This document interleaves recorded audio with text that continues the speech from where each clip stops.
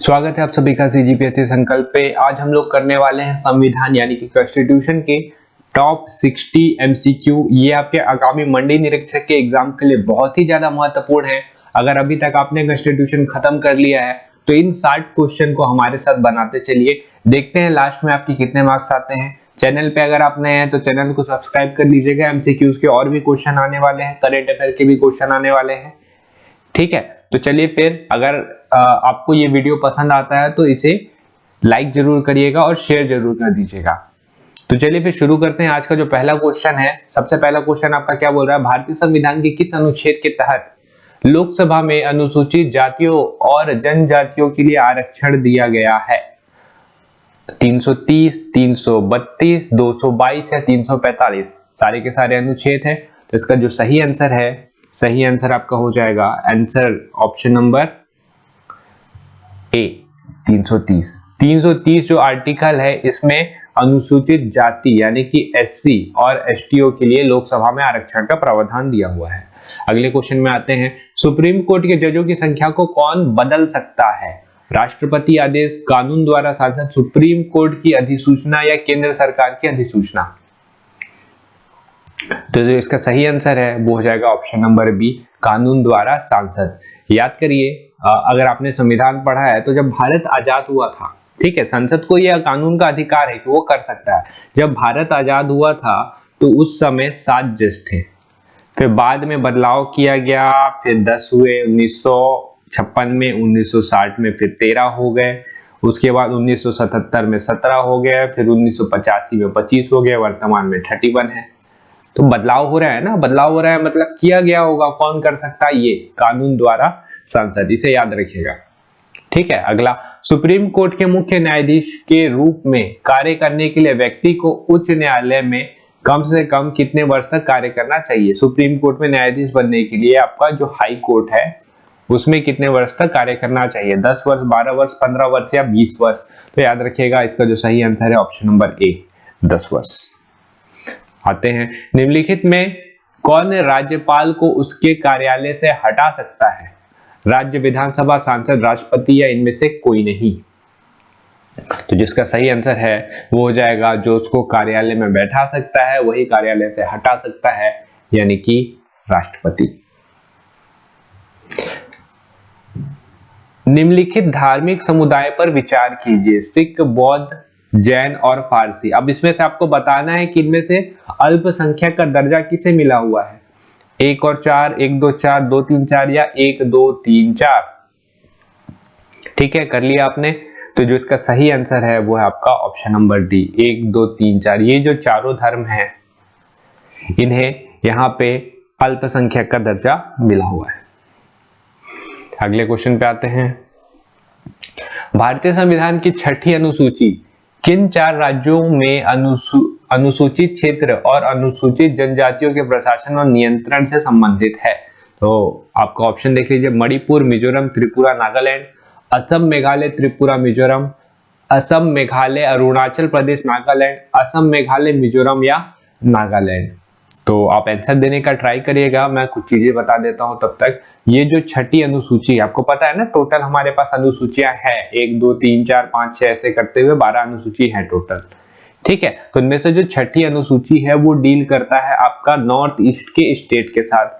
तो स्पेशली जो कुछ स्टेट्स हैं अलग से, ठीक है, उनके लिए ही ये 6ठी अनुसूची बनाई गई है। तो वो कौन कौन से हैं इनको याद रखिएगा आप। एटीएम तो याद रहेगा आपको, और मी याद रख लीजिए, एटीएम मी। असम, त्रिपुरा, मिजोरम और मेघालय कहां दिख रहा है? असम, त्रिपुरा, मिजोरम, मेघालय, मतलब ऑप्शन नंबर बी आपका सही हो जाएगा। भारत के संविधान के निम्नलिखित अनुसूची में से कौन सा नया राज्य बनाने के लिए संशोधित किया जाता है? होगा, ये जाना लिखा है, इसे कर दीजिएगा जाता है। पहली अनुसूची, दूसरी अनुसूची, तीसरी अनुसूची या चौथी अनुसूची?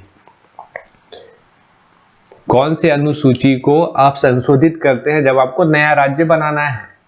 तो जिसका सही आंसर है वो हो जाएगा आपका ऑप्शन नंबर ए, पहली अनुसूची। आर्टिकल 1 से 3 तक राज्य और संघ का जिक्र है, आपको पता है। 1 से 4 है वैसे, 1 से 4 फिर 5 से 11 आता है। ठीक है, 1 से 4 है ना, तो 1 से 4 पे राज्य और संघ का जिक्र है। यहाँ पे आपको संशोधन करना पड़ता है नए राज्य को बनाने के लिए। और आर्टिकल 1 याद रखिएगा, आर्टिकल 1 से क्वेश्चन पूछा हुआ है। आपका क्वेश्चन क्या हुआ था कि कौन से आर्टिकल में लिखा हुआ है India that is Bharat, India that is Bharat कौन से आर्टिकल पे लिखा हुआ है? तो आर्टिकल 1 में लिखा हुआ भारत यानी कि इंडिया, ऐसा करके। निम्नलिखित में कौन सा विषय 7वीं अनुसूची की समवर्ती सूची में है? पहले तो इंग्लिश मीडियम वाले समझ लीजिए समवर्ती सूची क्या होती है। देखिए 7वीं अनुसूची में 3 सूचियां दी गई हैं, ठीक है। पहला है आपका सेंटर का सूची, दूसरा है स्टेट का सूची और तीसरा है समवर्ती, कॉन्करेंट लिस्ट बोलते हैं इसको इंग्लिश में।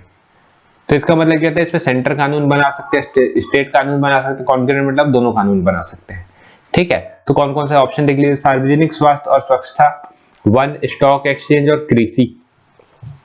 कर लिया आपने आंसर। इसका जो सही आंसर है वो आपका ऑप्शन नंबर बी, वन पे दोनों जो है कानून बना सकते हैं। अगला, उपराष्ट्रपति को हटाने का प्रस्ताव किसमें पेश किया जा सकता है? केवल लोकसभा, केवल राज्यसभा, लोकसभा और राज्यसभा दोनों, लोकसभा और राज्यसभा के संयुक्त सत्र में। तो जिसका सही आंसर है वो हो जाएगा उपराष्ट्रपति। वैसे रहता कहाँ का है? उपराष्ट्रपति रहता तो आपका पूरे भारत का है, लेकिन एक्चुअल पे उपराष्ट्रपति का काम क्या है? हाँ, ये आपके राज्यसभा का पीठासीन अधिकारी है।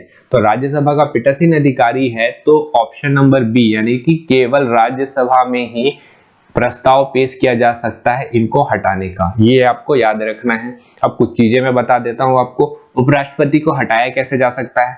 तो पहले तो 14 दिन पहले आपको नोटिस देना पड़ेगा, जैसे राष्ट्रपति के लिए भी देते हैं ना 14 दिन पहले नोटिस। और दूसरा फिर आता है आपका कि जिस सभा से है, जैसे कि ये राज्यसभा से है ना, तो राज्यसभा पे आपको एक विशेष बहुमत के द्वारा प्रस्ताव को पास कराना पड़ेगा, ठीक है। और उसके बाद तीसरा जो है, इस विशेष प्रस्ताव से लोकसभा को सहमत होना जरूरी है, तब आपका उपराष्ट्रपति जो है पद से हट सकते हैं, ठीक है। इन दोनों पॉइंट को ध्यान रखिएगा, क्योंकि बहुत सारी किताब में उपराष्ट्रपति को हटाना कैसे ये भी नहीं दिया हुआ है, तो इस चीज को ध्यान रखिएगा। अगला आते हैं, भारत के निर्वाचन आयोग के चुनाव से कौन सा चुनाव संबंधित नहीं है? निर्वाचन आयोग मतलब क्या होता है? Election commission. इंग्लिश मीडियम वाले इसे ध्यान दीजिएगा, मैं डिक्टेट करता चलूंगा आपको। ऑप्शन है आपका राष्ट्रपति, उपराष्ट्रपति, राज्य की पंचायत और नगर पालिका या उपरोक्त सभी। तो इलेक्शन कमीशन जो है कौन सा चुनाव नहीं कराता है, मेनली ये क्वेश्चन पूछा हुआ है। तो आपका जो है ये जो सी दिख रहा है आपका, राज्य की पंचायत और नगर पालिका, ये वाला चुनाव जो है इलेक्शन कमीशन नहीं कराता है भारत का।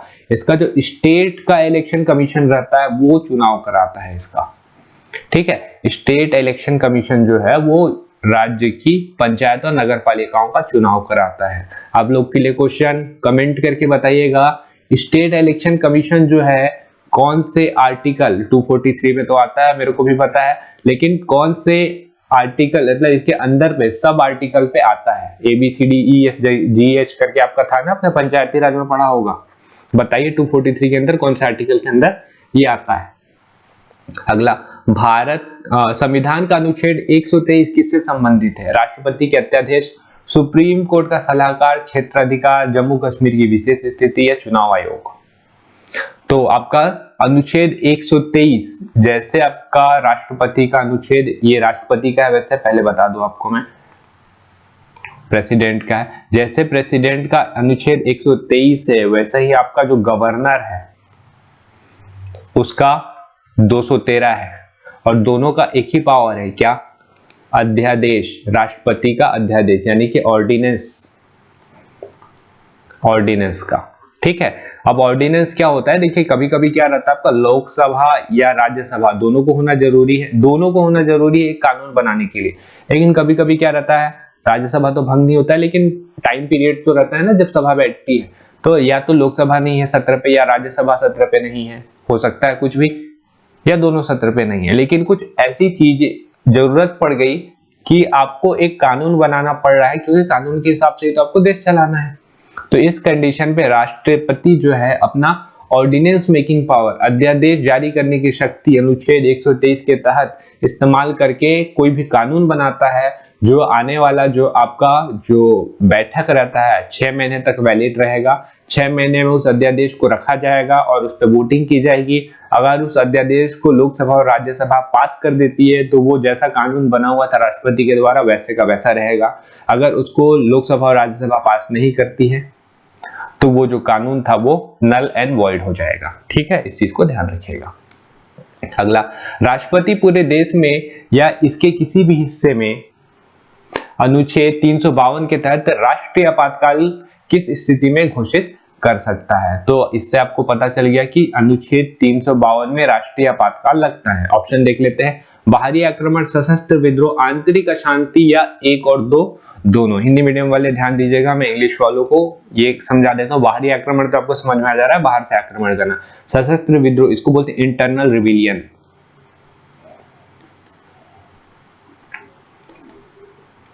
ठीक है, और आंतरिक अशांति, आंतरिक मतलब अंदर और अशांति मतलब समझ ही रहे हैं आप। तो बताइए इसका जो सही आंसर है क्या होगा। इसका जो सही आंसर है वो हो जाएगा आपका 1 और 2 दोनों। बाहरी आक्रमण और सशस्त्र विद्रोह 2 के केस पे आप अनुच्छेद 352 का इस्तेमाल करके राष्ट्रीय आपातकाल लगा सकते हैं। राष्ट्रीय आपातकाल में क्या होता है, जो हम लोग का पूरा फंक्शन है, जैसे हम लोग फेडरल हैं अभी तो हम लोग यूनिटरी बन जाते हैं, मतलब पूरा पावर जो रहता है सेंटर के पास चल जाता है। सेंटर डिसीजन लेता है हर एक चीज के लिए। पाकिस्तान से लड़ाई हो गई तो बाहरी आक्रमण है ना, तो चाहे तो वहां पे लगाया जा सकता है राष्ट्रीय आपातकाल। तो बहुत सारी चीजें जो रहती है पूरे सेंटर के कंट्रोल पे आ जाती है पूरे तरीके से। ठीक है, तो इस चीज को आपको ध्यान रखना है। और ये देखिए, पहले जो था आपका 1975 के समय बता रहा हूं, जब इंदिरा गांधी जी ने लगाया था आपका आपातकाल, जिसको काला अध्याय बोला जाता है, तो उस समय बाहरी आक्रमण, सशस्त्र विद्रोह के जगह पे आंतरिक अशांति लिखा हुआ था। आंतरिक अशांति, अब आंतरिक अशांति होता क्या है ये डिटेल तो था नहीं। आंतरिक अशांति तो कुछ भी हो सकता है। मान लीजिए आपको बेचैनी हो रही है तो ये भी तो आंतरिक अशांति हो सकती है ना। तो इसी का फायदा उठा के इंदिरा गांधी जी ने 1975 में इमरजेंसी लगा दिया था, आपातकाल लगा दिया था। तो बाद में इसको 44th अमेंडमेंट एक्ट, जब मोरारजी देसाई जी की सरकार आई तो 44th अमेंडमेंट एक्ट के तहत इसको बदला गया और आंतरिक अशांति को चेंज करके सशस्त्र विद्रोह किया गया और आंतरिक अशांति को हटा दिया गया। ठीक है, इस चीज को ध्यान रखिएगा। अगला, निम्नलिखित में से किन बिलों के लिए संसद के दोनों सदनों की संयुक्त बैठक करके गतिरोध को हल करने का कोई संवैधानिक प्रावधान नहीं है। साधारण विधेयक, धन विधेयक, संविधान संशोधन विधेयक या 2 और 3। तो पहले मैं आपको उसका आंसर बता देता हूं। इसका जो सही आंसर है ऑप्शन नंबर डी, जो कि है 2 और 3 दोनों। ठीक है, 2 और 3 मतलब क्या, ये आपका धन विधेयक और संविधान संशोधन विधेयक। पहले देख लीजिए क्या हो रहा है। देखिए, कभी कभी क्या होता है, यहाँ पे लोकसभा है, यहाँ पे राज्यसभा है, तो बिल को लेके मतभेद चल रहा है। लोकसभा में पास हो गया, राज्यसभा पास करने के लिए तैयार नहीं है। राज्यसभा में पास हो गया, लोकसभा पास करने के लिए तैयार नहीं है। तो बिल तो अटक गया ना, कानून के बिना तो देश नहीं चल सकता। तो इस कंडीशन में क्या करना पड़ेगा, गतिरोध आ गया है। अब इस गतिरोध का हल तो करना ही पड़ेगा। तो हम लोग को बुलाना पड़ता है संयुक्त बैठक। संयुक्त बैठक मतलब लोकसभा और राज्यसभा जो रहेंगे दोनों आएंगे, दोनों एक ही बैठक में हिस्सा लेंगे। अब इसके जो मेंबर हैं 552, इसके मेंबर है 250, सबके सब आ जाएंगे। ठीक है, एक ही जगह पे इकट्ठा हो गए। संयुक्त बैठक में एक हिसाब से देखेंगे तो सरकार को फायदा होता है। अब आपको मैं बता दे रहा हूँ कि इस जगह पे क्या होता है, संयुक्त बैठक में फैसला लिया जाता है। अब यहाँ पे जो वोटिंग होगा उसके हिसाब से निर्णय होगा कि आपका बिल जो रहेगा पास होगा कि नहीं होगा। तो संयुक्त बैठक में एक हिसाब से देखेंगे तो इनको फायदा रहता है, क्योंकि 552 550 आसपास इनके पास सीटें हैं, तो आराम से इनको बहुमत मिल जाएगा बिल को पास कराने के लिए। आपका यहाँ पे क्वेश्चन कैसा आता है, संयुक्त बैठक कौन से आर्टिकल में है ये पूछता है, तो 108 पे है ये, याद रखिएगा, ये बहुत इंपॉर्टेंट है, इससे क्वेश्चन पूछता है। धन विधेयक आता है आपका 110 वाले आर्टिकल पे, और संविधान संशोधन विधेयक ये आता है आपका आर्टिकल नंबर 368। ठीक है, तो इन सारी चीजों को ध्यान रखिएगा, इनसे क्वेश्चन पूछते हैं। प्रधानमंत्री कार्यालय पीएमओ जिसको बोलते हैं के बारे में कौन सा कथन असत्य है, पूछा है। असत्य, ये एक संवैधानिक संस्था है या प्रधानमंत्री के लिए एक कर्मचारी एजेंसी है, इसे एक विभाग की स्थिति दी गई है, इसके अंतर्गत कोई संलग्न और अधीनस्थ कार्यालय नहीं है। तो 4 में से कौन सा सही है बताइए आप। वीडियो को पॉज कर लीजिए, सोचिए एक बार। ठीक है, कर लिया गया। तो आपका जो इनमें से कौन सा कथन असत्य है बोला है ना, तो ये वाला कथन असत्य है। देखिए ये एक संवैधानिक संस्था है, ये एक संवैधानिक संस्था नहीं है, ये असंवैधानिक है। ठीक है, असंवैधानिक संस्था है, ये संविधान के साथ निर्मित नहीं हुआ था। ये भारतीय संविधान में संशोधन का प्रस्ताव किस देश के संविधान से लिया गया है? जर्मनी, दक्षिण अफ्रीका, स्पेन या इटली? इसका जो सही आंसर है, संविधान का प्रस्ताव आपका लिया गया ऑप्शन नंबर बी, दक्षिण अफ्रीका से। ठीक है, इसे ध्यान रखिएगा। अगला क्वेश्चन,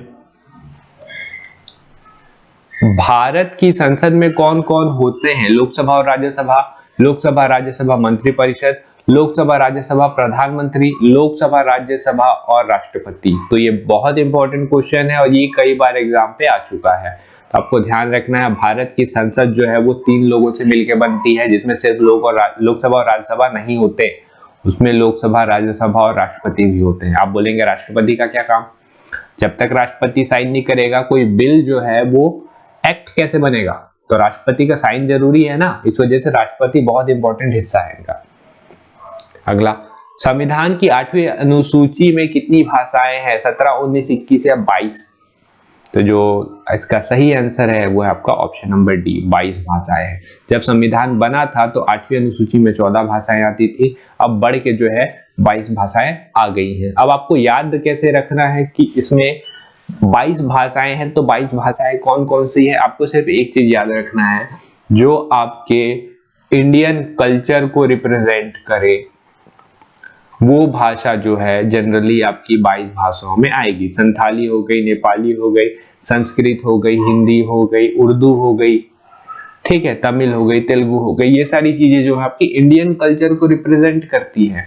अब बोलेंगे इंग्लिश, इंग्लिश सोच के देखिए क्या वो इंडियन कल्चर का? देखिए बोलते हैं बहुत सारे लोग हैं, जो नॉर्थ ईस्ट में इंग्लिश बोला जाता है, साउथ में इंग्लिश बोला जाता है, बोलना अलग होता है, लेकिन वो इंडियन कल्चर को रिप्रेजेंट नहीं करते ना, इंडियन कल्चर का रिप्रेजेंटेशन नहीं करते। तो इंग्लिश जो है वो 8वीं अनुसूची की भाषा नहीं है। तो आपको ऐसे करके इसको याद रखना है, ठीक है। रटने की कोशिश मत करिएगा, नहीं तो बहुत बहुत दिक्कत होगा। बहुत सारी भाषाएं हैं, क्या क्या याद रखेंगे?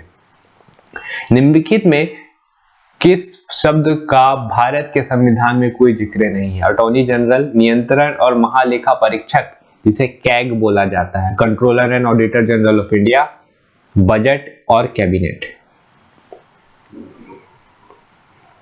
हो गया, बना लिया आपने इसका आंसर। तो ऑप्शन नंबर सी जो है बजट, बजट का जिक्र भारत के संविधान में कहीं नहीं है। इस पॉइंट को ध्यान रखिएगा। बजट हम लोग यूज करते हैं शब्द, लेकिन संविधान में कहीं पे लिखा हुआ नहीं है बजट नाम का कोई शब्द होता है, ठीक है। आते हैं अगले क्वेश्चन में। निम्नलिखित समितियों में से कौन सी 3 स्तरीय पंचायती राज प्रणाली की सिफारिश करने के लिए जानी जाती है? बलवंत राय जी मेहता, अशोक मेहता समिति, जीवी राव समिति या सरकारिया समिति है? तो पंचायती राज के लिए बनी हुई थी सारी समितियां, ठीक है। तो पंचायती राज के लिए बनी हुई थी समितियां, उनमें से कौन थी जो 3 स्तरीय पंचायती राज प्रणाली की सिफारिश करती थी? बताइए। वो थी आपकी option number A, Balwant Rai ji Mehta समिति। अब ये क्या बोलते थे? जिला स्तर में जिला परिषद बनाइए, और फिर क्या बोलते थे ये, गांव स्तर पे तो ग्राम पंचायत बनाना ही है आपको, और तालुका स्तर पे पंचायत समिति बनाइए, यहाँ पे ग्राम स्तर पे ग्राम पंचायत बनाइए, ठीक है। तो 3 स्तर का ये बोलते थे और यही है इसका सही आंसर। अगला आता है, नेहरू रिपोर्ट के अनुसार भारत की संसद की संरचना निम्न अनुसार थी। नेहरू रिपोर्ट आपको पता है ना, 1928-29 आसपास पे नेहरू रिपोर्ट बनाया गया था। राष्ट्रपति, नेहरू रिपोर्ट मतलब ये मत कर दीजिएगा ना कि पंडित जवाहरलाल नेहरू जी, नहीं, उनके जो पिताश्री थे मोतीलाल नेहरू, उन्होंने बनाई थी नेहरू रिपोर्ट। राष्ट्रपति, राज्यसभा और Lok Sabha, crown, Lok Sabha, Rajya Sabha, crown, house of people, house of state, crown, senate और हाउस ऑफ रिप्रेजेंटेटिव। इसका सही आंसर है ऑप्शन नंबर डी, क्राउन होगा, उसमें सीनेट होगा और हाउस ऑफ रिप्रेजेंटेटिव। क्राउन मतलब समझ लीजिए उस टाइम का प्रेसिडेंट ही है। क्राउन मतलब वो इंग्लैंड का क्राउन के बारे में बात कर रहे हैं ना। सीनेट और हाउस ऑफ रिप्रेजेंटेटिव आपको लोकसभा और राज्यसभा जो आज का है उसी टाइप का है। निम्नलिखित में से कौन सा शब्द भारतीय संविधान की प्रस्तावना में नहीं लिखा गया है? भारतीय संविधान की प्रस्तावना मतलब होता है प्रिएम्बल। कौन सा शब्द जो है प्रिएम्बल में नहीं लिखा गया है? संप्रभु, समाजवादी, राष्ट्रनिरपेक्ष और लोकतांत्रिक। संप्रभु मतलब सोवरेनिटी होता है, समाजवादी सोशलिस्ट, लोकतांत्रिक तो आपको पता ही है। राष्ट्रनिरपेक्ष जो शब्द है वो नहीं लिखा गया है, तो ऑप्शन हो जाएगा आपका सही सी, राष्ट्रनिरपेक्ष नहीं लिखा गया। अच्छा, याद कैसे रखे? इसके वर्ड जो प्रिएम्बल पे जो लिखा हुआ है ना, इसे याद रखिएगा, क्योंकि कभी कभी आपको सीक्वेंस के लिए पूछ देगा कि सीक्वेंस से बताइए कौन कौन से लिखा गया है, कभी कभी पूछ देगा इनमें से कौन सा नहीं लिखा गया है। तो ये लिखे S3DRJLEF, इसको ऐसे करके याद रखिए अपने हिसाब से। 3 बार ऐसा आ रहा है, सोवेरियन, सोशलिस्ट और सेक्युलर। संप्रभु, समाजवादी, सेक्युलर, सेक्युलर मतलब तो समझ रहे हैं आप। डी डेमोक्रेटिक, लोकतांत्रिक। आर मतलब रिपब्लिक, जे से जस्टिस, एल से लिबर्टी यानी कि लिबर्टी मतलब, ई से इक्वेलिटी, एफ से फ्रेटर्निटी या ब्रदरहुड। ठीक है, तो इतने सारे शब्द हैं जो आपके प्रिएम्बल यानी कि प्रस्तावना में लिखे हुए हैं, तो इसे ध्यान रखिएगा। भारतीय संविधान की प्रस्तावना की भाषा को किस देश से लिया गया है? अमेरिका, कनाडा, ऑस्ट्रेलिया और आयरलैंड। तो जिसका सही आंसर है वो है आपका, कर लिया आपने, अमेरिका तो नहीं लगाया ना आपने, अमेरिका गलत है, ऑस्ट्रेलिया इसका सही आंसर हो जाएगा। ठीक है, अमेरिका क्यों गलत है? प्रस्तावना की भाषा बोला है, प्रस्तावना की भाषा जो है ऑस्ट्रेलिया से लिया गया है, प्रस्तावना का विचार जो है वो अमेरिका से लिया गया है, दोनों में अंतर है। ठीक है, आप लोग के लिए क्वेश्चन है, दूसरा क्वेश्चन, DPSP जिसको बोलते हैं directive principle of state policy, राज्य के नीति निर्देशक तत्व को कौन से देश से लिया गया है? और आपका ऑप्शन में आयरलैंड नहीं है। अब बताइए DPSP को कौन से देश से लिया गया है, और आयरलैंड आपका ऑप्शन में है ही नहीं, और कौन सा देश हो सकता है? निम्नलिखित में से किस समिति की सिफारिश के आधार पर मूल कर्तव्य को जोड़ा गया था? तो मूल कर्तव्य को आपका 1975 में 42वें संविधान संशोधन के तहत जोड़ा गया था। वर्मा समिति, सरकारिया समिति, कप्तान सिंह समिति या स्वर्ण सिंह समिति? बहुत इंपॉर्टेंट क्वेश्चन है, यहां से क्वेश्चन आता है, तो जो इसका सही आंसर है वो आपका सरदार स्वर्ण सिंह समिति। इन्होंने सिफारिश की थी कि 8 मौलिक कर्तव्यों को जोड़िए, लेकिन सरकार ने 10 मौलिक कर्तव्यों को जोड़ा, जिनमें से एक स्वर्ण सिंह समिति ने बोला था कि टैक्स को जोड़िएगा, लेकिन टैक्स देना आपका कर्तव्य होना चाहिए, लेकिन इसको इस 10 में नहीं जोड़ा गया था। ठीक है, तो 10 को जोड़ा गया था 1975 42वें संविधान संशोधन के तहत, स्वर्ण सिंह समिति। और ये वर्मा समिति जो दिख रहा है ना, इसको याद रखिएगा, ये बहुत इंपॉर्टेंट है। बाद में आपका 11वां संविधान संशोधन जुड़ा, आपको पता है ना, 86 अमेंडमेंट एक्ट 2002 के तहत, जिसमें 6 से 11 साल, 6 से 11 ही है क्या, 6 से 11 या 12 साल के बच्चों के लिए फ्री और कंपलसरी एजुकेशन दिया गया है। तो आपका जो है वर्मा समिति जो दिख रही है, इन्होंने सिफारिश की थी इसकी 11th जो आपका फंडामेंटल राइट जुड़ा है उसके लिए। तो सरदार स्वर्ण समिति और वर्मा समिति, ये दोनों जो है आपके मूल कर्तव्य से रिलेटेड जो है समितियां हैं, इसे भी ध्यान रखना है आपको। आर्टिकल 51A पे आता है वैसे ये मूल कर्तव्य समझ रहे हैं, फंडामेंटल ड्यूटीज। अगला 6 से 14 है, वो 6 से 12 नहीं था। 6 से 14 वर्ष के बच्चे को अनिवार्य शिक्षा दिलाने वाला संविधान संशोधन अधिनियम कौन सा है? 82, 83, 86 या 84? तो इसे तो मैंने आपको अभी बताया थोड़ा देर पहले, कौन सा है आपका? 86, वर्मा समिति की सिफारिश पे हुआ था ये। राष्ट्रीय आपातकाल के समय संसद द्वारा राज्य विधानसभा का कार्यकाल एक बार में कितने वर्ष के लिए बढ़ाया जा सकता है? ऑप्शन 6 महीने, 12 महीने, 3 महीने या कुछ भी तय नहीं है, राज्यपाल पर निर्भर करता है। तो जो उसका सही आंसर है वो हो जाएगा आपका एक बार में 6 महीने के लिए बढ़ाया जा सकता है। ठीक है, इसको वैसे एक बार चेक कर लीजिएगा, इस पे हल्का सा डाउट है मेरे को भी, 6 महीना है या 12 महीना है, तो इसे एक बार चेक कर लीजिएगा और कमेंट करके बताइएगा 6 महीना है कि 12 महीने है। राज्य मंत्री परिषद किसके प्रति जिम्मेदार होता है? राज्यपाल के प्रति, विधानसभा के प्रति, विधान परिषद के प्रति या राज्य विधानमंडल के प्रति?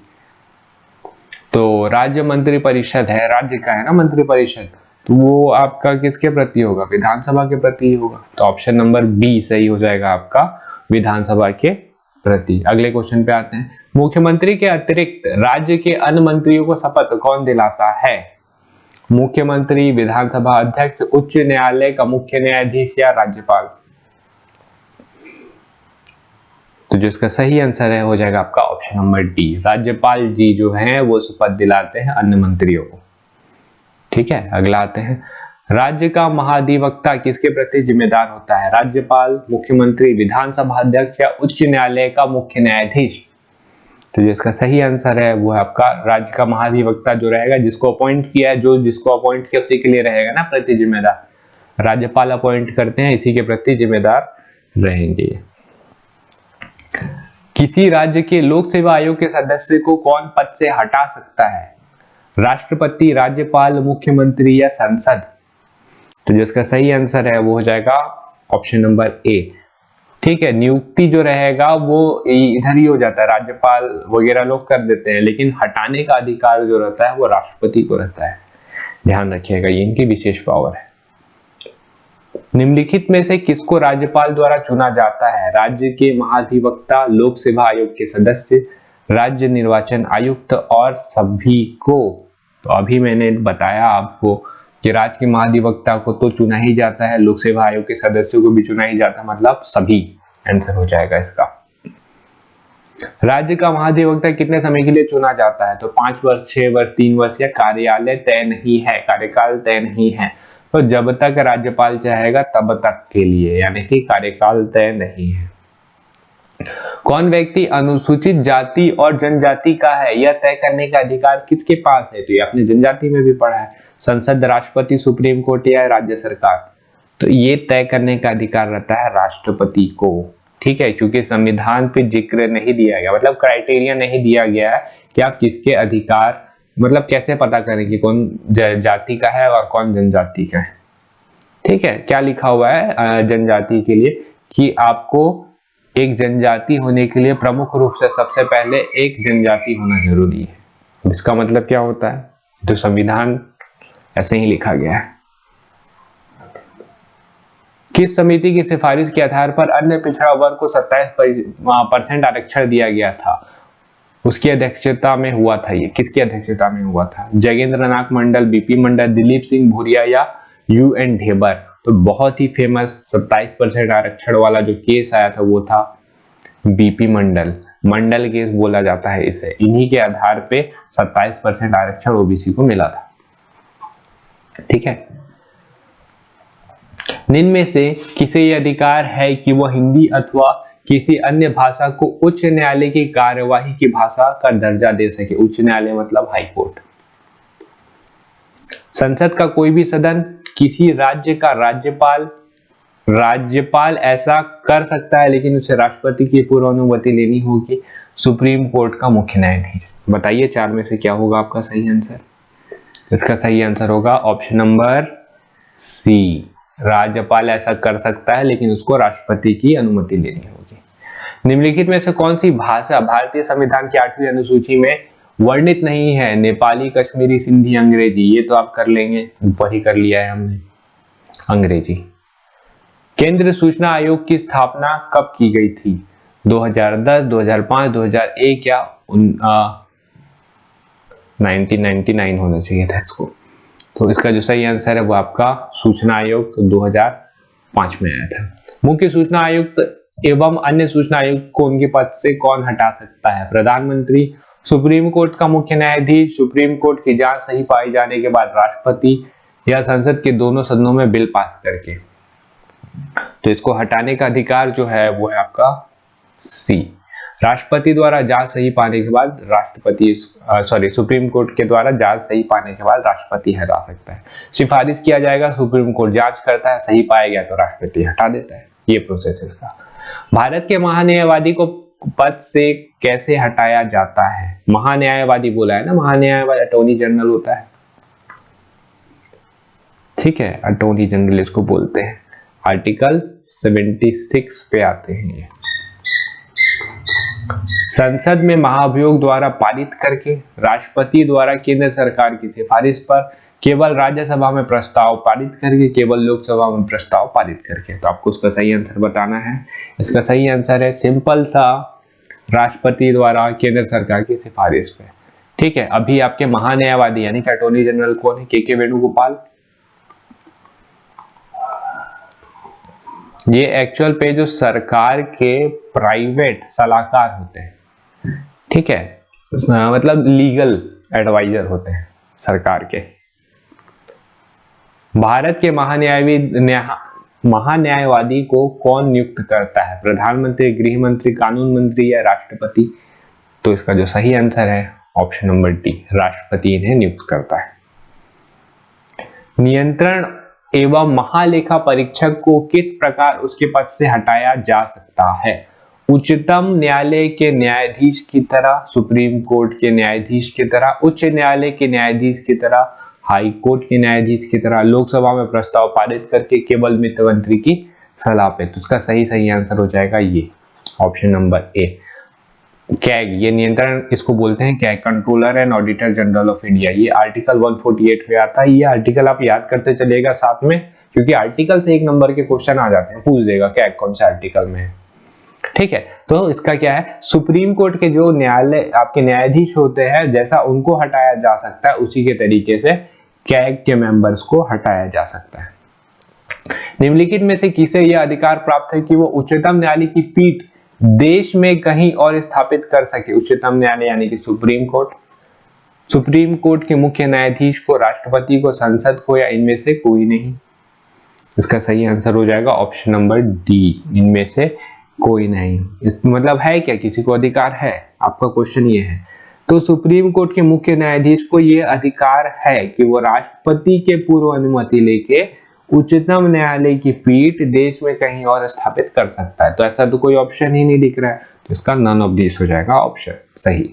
ठीक है, उच्च न्यायालय के न्यायाधीश की नियुक्ति में कौन भाग नहीं लेता? हाई कोर्ट के न्यायाधीश यानी कि जजेस की नियुक्ति पे कौन भाग नहीं लेता? राज्य का राज्यपाल, राज्य का मुख्यमंत्री, संबंधित राज्य के उच्च न्यायालय के मुख्य न्यायाधीश या राष्ट्रपति? तो एक ही व्यक्ति है जो इसपे भाग नहीं लेता, वो आपके राज्य के राज्यपाल। इनका कोई रोल नहीं है यहाँ पे। निम्नलिखित में से किस आधार पर उच्च न्यायालय के न्यायाधीश पर महाभियोग लगाया जा सकता है? सिद्ध कदाचार, अक्षमता, अ और बी दोनों, उपरोक्त में से कोई नहीं। तो इसका तो आप बना लेंगे। इसका जो सही आंसर है वो हो जाएगा आपका ऑप्शन नंबर सी, ए और बी दोनों, सिद्ध कदाचार और अक्षमता।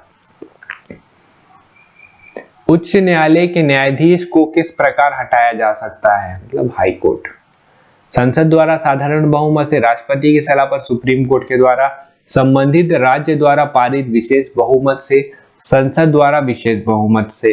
तो जिसका सही आंसर है वो हो जाएगा संसद द्वारा विशेष बहुमत से। हाई कोर्ट है ना, हाई कोर्ट के न्यायाधीश तो कैसे हटेंगे? हाई कोर्ट के न्यायाधीश वैसे ही हटते हैं जैसे सुप्रीम कोर्ट के न्यायाधीश हटते हैं। और सुप्रीम कोर्ट के न्यायाधीश कैसे हटेंगे? देखिए अब मैं आपको प्रोसेस बता देता हूँ। लोकसभा ले लीजिए, इधर राज्यसभा ले लीजिए। अगर आपका बिल लोकसभा में आ रहा है तो 100 मेंबर्स का पहले तो साइन होना चाहिए। 100 मेंबर्स का साइन होगा, एक बिल आया, बिल पारित होगा स्पेशल बहुमत से। ठीक है, स्पेशल बहुमत से पारित हो गया। अच्छा, बिल को एक्सेप्ट करना भी जो रहता है वो रहता है इनके अध्यक्ष के ऊपर। अगर एक्सेप्ट कर रहे हैं तो आगे बढ़ेगा, नहीं कर रहे हैं तो बिल वहीं खत्म हो जाता है। चलिए मान लेते हैं एक्सेप्ट कर लिया, 2/3 यहाँ पे हो गया। उसके बाद सेम जाएगा राज्यसभा पे, वहां पे भी स्पेशल बहुमत। उसके बाद फिर सुप्रीम कोर्ट का जज जो है हट सकता है। आज तक के इतिहास में सिर्फ और सिर्फ एक ही सुप्रीम कोर्ट के जज है जिनके ऊपर कार्रवाई की गई थी, लेकिन लास्ट मौके पे मतलब वोटिंग करने से मना कर दिया गया। कांग्रेस की सरकार थी उस टाइम पे, तो वो नहीं हटे। ठीक है, किसी को पता है क्या उनका नाम क्या है? कमेंट करके बताइएगा। लोकसभा पे तो हो गया, समझ में आ गया। राज्यसभा में 50 लोगों का साइन चाहिए। फिर बिल जाएगा आपका, यहाँ पे जो अध्यक्ष हैं उनके पास जाएगा। अध्यक्ष उसको एक्सेप्ट करेंगे या नहीं करेंगे। मान लीजिए एक्सेप्ट करेंगे तो उसके बाद वो 3 मेंबर्स या 3 मेंबर्स की टीम बना के क्या करवाते हैं? कार्यवाही करवाते हैं। कार्यवाही करवाएंगे, देखेंगे पाया जा रहा है सही कि नहीं। तो अगर सही पाया जा रहा है तो फिर वोटिंग होगा। फिर यहाँ पे भी स्पेशल बहुमत से उसको पास करेंगे तो फिर राष्ट्रपति पास जाएगा, फिर राष्ट्रपति उनको हटा देंगे। तो बहुत लंबा प्रोसेस है। ठीक है, कोई एक जगह भी मना कर दिया कोई तो न्यायाधीश नहीं हटते, तो बहुत कठिन है उनको हटाना।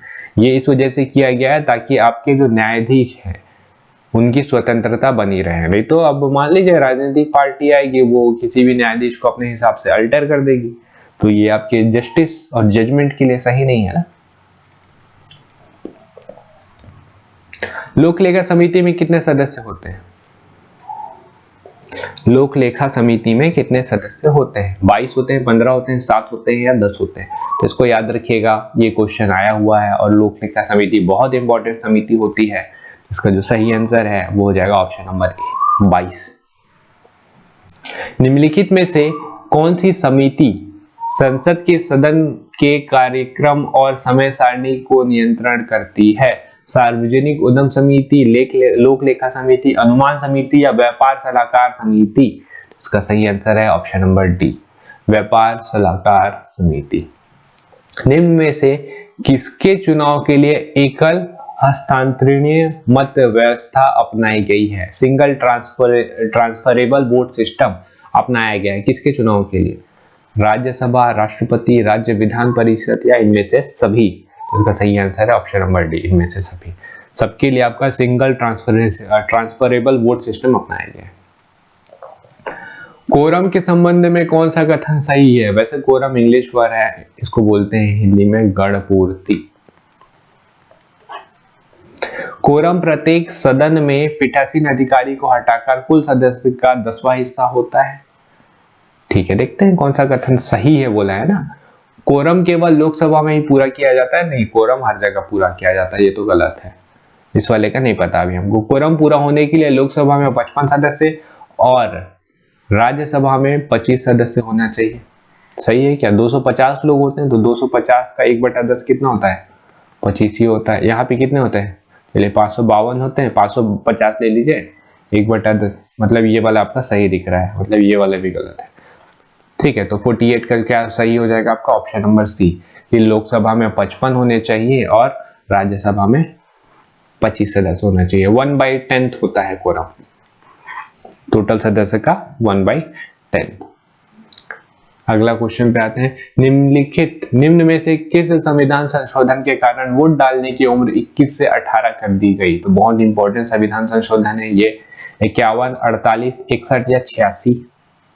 तो जिसका सही आंसर है ऑप्शन नंबर सी, 61वां संविधान संशोधन। इसे याद रखिएगा, बहुत इंपॉर्टेंट है। एक व्यक्ति के मंत्री बनने के 6 माह बाद किसी भी सदन का सदस्य होना जरूरी होता है। 6 माह के अंदर होना चाहिए, लेकिन उसको सदन का सदस्य किस तरीके से बनाया जाना चाहिए? 6 माह बाद नहीं होगा, 6 माह के अंदर होगा। एक व्यक्ति के मंत्री बनने के 6 माह के अंदर किसी भी सदन का सदस्य होना जरूरी है, लेकिन उसको सदन का सदस्य किस तरीके से बनाया जाना चाहिए? निर्वाचन द्वारा, नामांकन द्वारा, या तो निर्वाचन या तो नामांकन या उपरोक्त में से कोई नहीं। इसका सही आंसर है या तो निर्वाचन द्वारा या तो नामांकन द्वारा। अब आपको मैं एक केस बताता हूं ताकि आपको याद रहे। आपके जो विदेश मंत्री हैं, नाम याद है आपको? एस जयशंकर। ठीक, ये एक्चुअल पे आपके आईएएस रैंक के अधिकारी, आईएएस या आईपीएस रैंक के अधिकारी है। ठीक है, तो ये जब आपके स्वर्गीय सुषमा स्वराज जी थी उनके टाइम पे उनके मुख्य सलाहकार थे, तो ये काम काफी अच्छा करते थे। तो अभी की जो मोदी कैबिनेट है उन्होंने क्या किया, एस जयशंकर को डायरेक्ट बना दिया आपका विदेश मंत्रालय का मंत्री। तो अब ये तो आईएएस आईपीएस है, इन्होंने तो चुनाव भी नहीं लड़ा था, लेकिन अब इन्हें बना दिया गया। तो आपके पास 6 महीने का टाइम है, 6 महीना के अंदर जो है एस जयशंकर को आपको दिलाना पड़ेगा कहीं ना कहीं किसी सदन का, या तो चुनाव जितवा दीजिए या नामांकन के थ्रू करवा दीजिए। तो यही किया इन्होंने, चुनाव जितवा दिया। तो अभी एस जयशंकर आपके मंत्री भी हैं और एस जयशंकर आपके विदेश मंत्रालय के हेड भी हैं। जब लोकसभा मंत्री परिषद के विरुद्ध अविश्वास प्रस्ताव पारित करता है तो क्या होता है? लोकसभा से चुने गए सभी मंत्रियों को त्यागपत्र देना पड़ता है, राज्यसभा से चुने गए सभी मंत्रियों को त्यागपत्र देना पड़ता है, ए और बी दोनों, केवल प्रधानमंत्री को त्यागपत्र देना पड़ता है। इसका सही आंसर हो जाएगा ए और बी दोनों। लोकसभा से जो चुने गए मंत्री है सब त्यागपत्र देंगे, राज्यसभा से चुने गए मंत्री है सब त्यागपत्र देंगे, तो दोनों सही है। ठीक है, ए और बी हो जाएगा इसका। आते हैं, किसने कहा था कि कैबिनेट वह धुरी है जिसके चारों ओर पूरी राजनीतिक मशीनरी घूमती है। धुरी मतलब ये सेंटर, इसके चारों ओर घूम रहा है। Sir John Marriott, doctor Ambedkar, Churchill या जवाहरलाल नेहरू। तो इसका सही आंसर है option number A, John Marriott. संसद के दोनों सदनों द्वारा आपातकाल की घोषणा जारी होने के कितने समय के अंदर इसका अनुमोदन संसद द्वारा अवश्य किया जाना चाहिए? ठीक है, अवश्य बोला है, क्या बोला है, कितने समय के अंदर किया जाना चाहिए? 1 माह, 2 माह, 6 माह या 3 माह? तो इसका जो सही आंसर है वो हो जाएगा आपका ऑप्शन नंबर 1, 1 माह। देखिए क्वेश्चन को अच्छे से पढ़िएगा, बहुत सारे लोगों के मन में डाउट होगा कि 2 माह होना चाहिए, तो क्वेश्चन अच्छे से पढ़िए। कितने समय के अंदर बोला है, मतलब कम से कम समय पूछा है ना आपका, कम से कम समय पूछा है, तो कम से कम समय तो 1 माह ही है। अब आपका आपातकाल बोला है, आपको ये थोड़ी ना बोला है कि 352 के तहत या 356 के तहत या 360 के तहत। 356 बोलता या 360 बोलता तो 2 महीने आंसर हो जाते हैं, लेकिन आपको सिर्फ आपातकाल बोला है। तो 352 वाले आपातकाल में हमको पता है कि 1 माह का अनुमोदन 1 माह के अंदर करना जरूरी है। ठीक है, तो कम से कम पूछा है, तो कम से कम में तो आपका ऑप्शन नंबर ए सही होगा। यदि संसद के दोनों सदनों द्वारा राष्ट्रीय आपातकाल की घोषणा का अनुमोदन हो गया हो तो यह कितने समय तक प्रभावी रहेगा? कितने समय तक पूछा है, तो कम से कम पूछा हुआ है। अब आप यहाँ पे 360 वाला मत लीजिएगा कि 360 वाला तो अनलिमिटेड टाइम तक रहता है। कम से कम पूछा है तो 1 महीना, 2 महीना, 6 महीना या 3 महीना। तो ये होगा आपका ऑप्शन नंबर सी, 6 महीना। युद्ध, बाहरी आक्रमण और सशस्त्र विद्रोह की स्थिति में कौन सा आपातकाल लगाया जाएगा? तो 3 आपातकाल होते हैं, एक होते हैं 352, एक होता है 356, एक होता है 360। इनके बारे में बता देता हूं मैं आपको पहले आप इसको आंसर कर लीजिए। हो गया, युद्ध, बाहरी आक्रमण और सशस्त्र विद्रोह की स्थिति पे आपका लगाया जाता है आर्टिकल नंबर 352। ठीक, तो अब देख लीजिए यहाँ पे 352 है, 356 है, 365 है और 360 है। युद्ध, बाहरी आक्रमण और सशस्त्र विद्रोह के केस पे लगाएंगे आप 352। ये देखिए 356 और 365, जब भी राज्य का जो ढांचा खराब हो जाता है, राजनीतिक ढांचा खराब हो गया है और राज्य पे राजनीतिक अस्थिरता आ गई है, तो उस जगह पे आप लगाएंगे 356, मतलब प्रेसिडेंट रूल। 365, जब राज्य जो है केंद्र की बात मानने से मना कर देता है तो आप लगाते हैं 365। ये भी है प्रेसिडेंट रूल, दोनों एक ही है, लेकिन दोनों अलग अलग कंडीशन है, मतलब आपको बताना पड़ता है कि किस केस पे लगा रहे हैं। फिर ये आता है 360, ये आता है फाइनेंशियल इमरजेंसी, जब इंडिया की स्थिति इतनी खराब हो गई है कि अब मतलब आपको फाइनेंसेस यानी कि पैसों को कंट्रोल करना पड़ेगा, नहीं तो इंडिया की स्थिति बहुत बहुत ही ज्यादा बदतर हो जाएगी। 1991 वाला टाइम ले लीजिए। 1991 के टाइम पे जब आपका न्यू इकोनॉमिक पॉलिसी आ रहा था तो उस समय इंडिया की स्थिति इतनी बुरी थी कि 1 सप्ताह में हमारे सारे पैसे खत्म हो जाते और दिवालिया हो जाता पूरा भारत। लेकिन ऐसा हुआ नहीं। जब हमने एलपीजी को अपनाया, इंडिया की स्थिति बेहतर हुई, आपको फाइनेंशियल इमरजेंसी लगाने की नीड नहीं पड़ी। फाइनेंशियल इमरजेंसी लग जाएगी तो आप फिर ये बोल नहीं सकते कि मेरे को 50,000 की तनख्वाह मिल रही है तो मेरे को 50,000 हर महीने क्यों नहीं आ रहा है। केंद्र सरकार चाहे तो आपका पूरा पैसा भी काट सकता है, केंद्र सरकार चाहे तो आपका पूरा पैसा, आधा पैसा मतलब काट सकता है, अपने हिसाब से वो फाइनेंसेस को मेंटेन कर सकता है। राज्य का रहे वो सेंटर का रहे, कोई फर्क नहीं पड़ेगा। ठीक है, तो फाइनेंस ये जो है 360 वाला जो इमरजेंसी है वो अभी तक आज तक नहीं लगा हुआ है। ये तो लगते रहता है प्रेसिडेंट रूल, ये वाला भी लगते रहता है। भारत में वित्तीय आपात अभी तक कितनी बार लगाया गया है? तो जैसा कि मैंने आपको पहले ही बताया कि अभी तक 1 बार भी नहीं लगा है। राष्ट्रीय आपातकाल की दशा में कौन से मूल अधिकार स्वतः निरस्त नहीं होते? अनुच्छेद 19, 20, 21, बी और सी दोनों।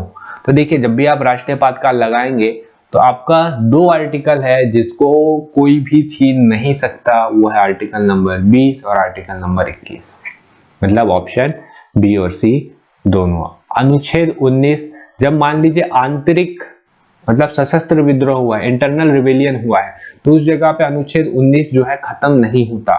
लेकिन जब बाहरी आक्रमण हुआ, सपोज पाकिस्तान के साथ इंडिया का लड़ाई हो गया, अब भारत सरकार चाहे तो आपके आर्टिकल 19 को छीन सकती है इस केस पे। ठीक है, तो ये वही रहता है, अब पढ़ेंगे आप अच्छे से तो आर्टिकल 358 और 359 इन दो चीजों के बारे में आपको पता चलेगा। राष्ट्रीय आपातकाल के समय इन दोनों के हिसाब से आपका जो फंडामेंटल राइट है उसको ले लिया जाता है। राष्ट्रपति का पद किस तरीके से खाली हो सकता है? कार्यकाल समाप्त होने पर खाली तो हो ही जाएगा ना, त्यागपत्र देने पर जी हाँ खाली हो जाएगा, महाभियोग शुरू होने पर, तो ए और बी इसका सही आंसर हो जाएगा। लास्ट क्वेश्चन, संसदीय सरकार को अन्य किस नाम से जाना जाता है? कैबिनेट सरकार, उत्तरदायी सरकार, सरकार का वेस्टमिनिस्टर रूप या उपरोक्त सभी? तो इसका जो सही आंसर है वो है आपका उपरोक्त सभी। ये थे आपके टॉप 60 क्वेश्चन। कमेंट करके बताइए आपके 60 क्वेश्चन में कितने नंबर आ रहे हैं। किसी क्वेश्चन में आपको डाउट है तो आप कमेंट बॉक्स पे उसे पूछ भी सकते हैं। कोशिश करेंगे हम लोग कि आपके डाउट को क्लियर कर दिया जाए। और वीडियो आने वाले हैं और भी बेहतरीन इसी तरीके के MCQs के साथ। तो अगर आपको वीडियो पसंद आया तो वीडियो को एक लाइक जरूर करिएगा, इससे हमारा भी मनोबल बढ़ा हुआ रहता है। साथ में अगर आप चैनल पे नए हैं तो इसे सब्सक्राइब कर लीजिए, और पसंद आया है वीडियो तो इसे अपने दोस्तों के साथ शेयर करिए। आपके कोई सुझाव हो तो हमें कमेंट करके जरूर बताइएगा। चलिए फिर मिलते हैं अगले वीडियो पे, तब तक के लिए आपका बहुत बहुत थैंक यू।